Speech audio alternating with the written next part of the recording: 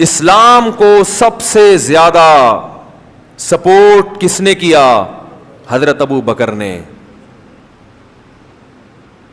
سب سے زیادہ، سب سے پہلے تصدیق کون کرتا تھا؟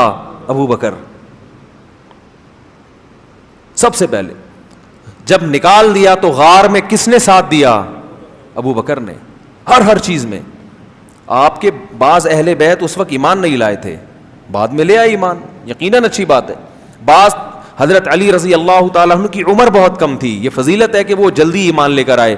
لیکن سب سے زیادہ جو نبی نے دوستی لگائی ہے، دوست ہونے کے اعتبار سے، اس اعتبار سے کہ یہ میرے ساتھی ہیں، اس مشن میں میرا ساتھ دے رہے ہیں. ایک دوستی تو ویسے ہی ہوتی ہے نا، ایک دوستی مشن والی دوستی. دیکھو آپ کوئی کاروبار شروع کرتے ہو تو کاروبار کو پروموٹ کرنے کے لیے جس سے سب سے زیادہ ہیلپ لیتے ہو تو اس بزنس میں وہ آپ کا سب سے بڑا یار ہوتا ہے. تو رسالت کا کام کرنے میں جس نے سب سے زیادہ نبی کی ہیلپ کی وہ کون تھے؟ ابو بکر. اور اس میں کوئی آپ کا ثانی نہیں بن سکتا. نبی صلی اللہ علیہ وسلم نے کہا، مشرک وہ ابو جہل تھا یا پتہ نہیں ابو لہب تھا، تو وہ آیا نبی کے پاس، حضرت ابو بکر کے پاس، کہنے لگا کہ پتہ ہے تمہارے ساتھی نے کیا دعویٰ کیا ہے کہ وہ آسمانوں پہ گئے ہیں اور اس طرح سے جو ہے نا سیر کر کے آئے ہیں آسمانوں کی، اور رات کے تھوڑے سے حصے میں. اس کا خیال تھا اب تو ابو بکر بھی کہیں گے یار یہ تو کچھ غلط ہو گیا. تو ابو بکر رضی اللہ عنہ نے کہا کہ کیا واقعی انہوں نے یہ دعویٰ کیا ہے؟ اس نے کہا ہاں. وہ تو مذاق اڑا رہا تھا نا. انہوں نے کہا پھر سچ کا ہے. پھر کیا ہے؟ سچ کا ہے. ایسے موقع پہ ایسا ساتھ دینا. صلح حدیبیہ میں کیا ہوا ہے؟ دب کے شرائط قبول کی گئی ہیں نا، یعنی بظاہر دب کے ساری شرطیں مانی گئی ہیں. کس کی؟ اب ایک طرف 1400 صحابہ بیعت ہو رہے ہیں نبی کے ہاتھ پہ کہ ہم موت تک لڑیں گے. منظر بالکل یہ ہے کہ لڑائی والا، جوش میں آ گئے. لیکن جو شرائط طے کی وہ ساری کس کی مانی جا رہی ہیں؟ تو سب ایک طرف ہو گئے. سب کے دل میں ایک وسوسے آنے لگے کہ بھائی ہم تو دین برحق پر ہیں، یہ نبی صلی اللہ علیہ وسلم یہ کیسی شرطیں، یہ تو ہماری ذلت ہے. حضرت عمر بھی جوش میں آئے اور صحابہ بھی. لیکن جب ابو بکر سے پوچھا گیا انہوں نے فرمایا اللہ کے رسول ہیں جو کر رہے ہیں صحیح کر رہے ہیں. تو ہر موقع پہ کس نے ساتھ دیا؟ سب سے زیادہ. ساتھ تو سب نے دیا لیکن سب سے زیادہ کس نے؟ ابو بکر نے. تو ٹھیک ہے حضرت علی یقیناً ہم ان کی خاک کے برابر بھی نہیں، نبی نے اپنی بیٹی دی، مگر یہ جزوی فضیلت ہے کہ نبی کی رشتہ داری ہو جانا، نبی کا نواسا ہونا، نبی کی اولاد میں ہونا، یہ جزوی فضیلت ہے. کلی فضیلت کیا ہے کہ نبی کے مشن میں نبی کا ساتھ سب سے زیادہ کس نے دیا؟ تو یہ فضیلت کس کے حصے میں آئی ہے؟ ابو بکر کے. زندگی میں بھی اور دنیا سے جانے کے بعد بھی. دنیا سے جاتے وقت بھی آپ نے نامزد کس کو کیا کہ ابھی دین کمزور ہے، اس کو طاقت کس کے ذریعے ہوگی؟ ابو بکر کے ذریعے. اور آپ نے فرمایا کہ لوگ ابو بکر کے علاوہ کسی کو قبول، لوگ کہیں گے کہ نبی کا جانشین کون ہے نبی کے مشن میں؟ سب یہ ایک بیک زبان ہو کر کہیں گے ابو بکر کے علاوہ کوئی نہیں ہو سکتا. سمجھ میں آ رہی ہے بات؟ تو نبی کے دنیا سے جانے کے بعد بھی سنبھالا کس نے دیا؟ نبی کے مشن کو کس نے؟ ہمارے نبی کی جو موت تھی وہ اتنا بڑا غم تھا صحابہ کے لیے کہ بہت سے لوگ حواس باختہ ہو گئے تھے. حالانکہ ایسے موقع پہ جذبات نقصان پہنچا دیتے ہیں. موقع مل جاتا ہے. صحابہ مان ہی نہیں رہے تھے کہ آپ کا انتقال ہو گیا ہے. حضرت عمر کتنے مضبوط تلوار لے کے کھڑے ہو گئے اور کہنے لگے من کانا، وہ کیا الفاظ ہیں کہ جس نے بھی یہ دعویٰ کیا کہ نبی کا انتقال ہو گیا ہے، اضرب عنقہ، اس کی گردن اڑا دوں گا میں. تو ظاہر ہے ایسے موقع پہ تو ایک حقیقت ہے نا، گراؤنڈ ریئلٹی ہے، اس کو تو ماننا چاہیے. تو عجیب حالت ہو گئی صحابہ کرام کی، بھئی یہ تو ہو ہی نہیں سکتا. لیکن ابو بکر جنہیں محبت سب سے زیادہ ہے تو وہ نبی کے مشن کو فوکس کر رہے ہیں، نبی کی ذات کو فوکس نہیں کر رہے.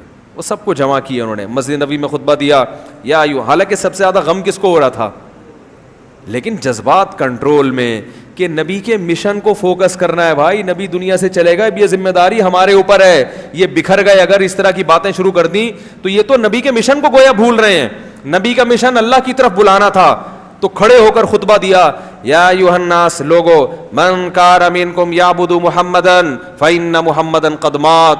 دیکھو اگر تم میں کوئی محمد صلی اللہ علیہ وسلم کی عبادت کرتا تھا تو تحقیق محمد پر موت واقع ہو چکی ہے صلی اللہ علیہ وسلم. ومن کان منکم یعبد اللہ, اگر اللہ کی عبادت کرتے تھے فإنہ حی لا یموت, وہ آج بھی زندہ ہے, اس پر کبھی موت واقع نہیں ہوگی. تو ایسے موقع پہ ساتھیوں کو سنبھالنا یہ سب سے بڑی ذمہ داری ہوتی ہے. آپ صلی اللہ علیہ وسلم کتنا خوش ہوئے ہوں گے جب آپ کو پتہ چلا ہوگا میرے دنیا سے جانے کے بعد اس قوم کو سنبھالا کس نے ہے, ابو بکر نے سنبھالا ہے. کتنا خوش ہوں گے آپ. اور مصلی پہ کھڑا کس کو کیا نبی نے؟ ابو بکر کو. جب آخر میں بیمار ہو گئے تو کس کو مصلی پہ کھڑا کر رہے ہیں؟ حضرت عائشہ فرما رہی ہیں یا رسول اللہ میرے والد ابو بکر کمزور دل آدمی ہیں, وہ آپ کی غیر موجودگی میں آپ کے مصلی پہ کھڑا ہونا برداشت نہیں کر سکتے. وہ تو برداشت ہی نہیں کر پائیں گے کہ یہ مصلی کس کا تھا, نبی کا. کسی اور کو کہہ دیں, عمر کو کہہ دیں وہ مضبوط دل ہے, فلاں کو کہہ دیں, فلاں کو کہہ دیں. نبی نے اپنے داماد کو بھی نہیں کہا ایسے موقع پہ. یقیناً بہت بڑی فضیلت ہے, مگر نبی کیا کہہ رہے ہیں؟ اِنَّكُنَّا لَأَنْتُنَّ صَوَاحِبُ یوسف, تم اسی طرح ہو جیسے یوسف علیہ السلام کو عورتیں ورغلا رہی تھیں, بحث کر رہی تھیں, تم بھی میرے ساتھ کیا کر رہی ہو؟ یعنی تنگ نہیں کرو مجھے, اس میں بیمار ہوں, میں پہلے ہی پریشان ہوں, اور تم مجھے تنگ کر کر کے بار بار کہہ رہی ہو کہ ابو بکر نہیں کوئی اور. جب یہ ڈانٹ پلائی ہے نا نبی نے, پھر انہوں نے کہا نہیں بھائی کون کھڑا ہوگا مصلی پہ. یہ جو حساسیت تھی نبی کی کہ اپنی بیماری میں اپنے مصلی پہ ابو بکر کے علاوہ کسی کو برداشت نہیں کر رہے, یہ اشارہ کر رہے ہیں کہ میں جو مشن لے کے دنیا میں آیا ہوں اور اللہ نے پیغمبروں کو جس مشن کے لیے بھیجا تھا, میرے بعد وہ مشن کس کے پاس آ رہا ہے؟ ابو بکر کے ہاتھ میں آئے گا. مصلی, کیونکہ نبی کے لیے سب سے قیمتی جگہ نبی کا مصلی, تو اس مصلی پہ کون کھڑا ہوگا؟ ابو بکر. اور ابو بکر کے علاوہ کوئی عذر میں کسی کا بھی قبول کرنے کے لیے تیار نہیں ہوں. حضرت علی کو بہت بڑی فضیلت, داماد رسول ہیں, مگر یہ جزوی فضیلت ہے. جیسے موسیٰ کو علیہ السلام کلیم اللہ تھے, بہت بڑی فضیلت ہے, جزوی ہے. رسالت جو اصل مقصد ہے اس میں نبی کا نائب کون ہے؟ ابو بکر. رسالت میں نبی کی نیابت کس کے پاس آئی ہے؟ ابو بکر کے ہاتھ میں آئی ہے. اور ابو بکر کے بعد حضرت عمر جو خلیفہ کا مطلب کیا؟ نبی کے جانشین. حضرت ابو بکر کے بعد حضرت ابو بکر نے خود کس کو بنایا؟ عمر کو, کسی اور کو نہیں بنایا. یہ بتا دیا کہ نبی نے مجھ پر اعتماد کیا سب سے زیادہ, تو میں اپنے بعد سب سے زیادہ اعتماد کس پہ کرتا ہوں؟ عمر پہ. اور پھر ان کے بعد حضرت عثمان کو امت نے منتخب کیا, اور اس وقت کی امت نے جو اس دور کے بلکہ روئے زمین کے اب تک آنے والے انسانوں میں سب سے بہترین لوگ تھے. انہوں نے کہا کہ کس کی سلیکشن ہوگی, نبی کا مشن کون سنبھالے گا, رسالت کا مشن کون سنبھالے گا؟ عثمان. اور حضرت عثمان کے بعد حضرت علی. پوری امت کا اتفاق ہے. تو رسالت میں نبی کی نیابت اور خلافت جو اصل فضیلت ہے اس میں سب سے پہلے ابو بکر, پھر عمر, پھر عثمان, پھر علی. تو اسی وجہ سے ہم ان چار صحابہ کی ترتیب بیان کرتے ہیں کہ نبی کے بعد سب سے بڑا مرتبہ کس کا؟ ابو بکر کا, پھر حضرت عمر کا, پھر حضرت عثمان کا, پھر حضرت علی رضی اللہ عنہم اجمعین. تو وہ داماد رسول ہونا بہت بڑی فضیلت ہے, اس میں کوئی شبہ نہیں ہے, مگر یہ جزوی فضیلت ہے. رسالت والی جو اصل فضیلت ہوتی ہے جس کی بنیاد پر مقام ملتا ہے, وہ مقام سب سے پہلے کس کو اللہ نے دیا؟ ابو بکر. تو اس لیے جو اس قسم کے اشکالات ہوتے ہیں نا, جس سے اہل سنت والجماعت کے عقائد سے آپ کو آج کل یوٹیوب پہ بہت کچھ الٹا سیدھا چل رہا ہے, تو وہ اس میں بہت جو ہے نا لوگوں کے نظریات کو بگاڑا جاتا ہے. تو میں جلدی سے اب موضوع کو سمیٹتا ہوں.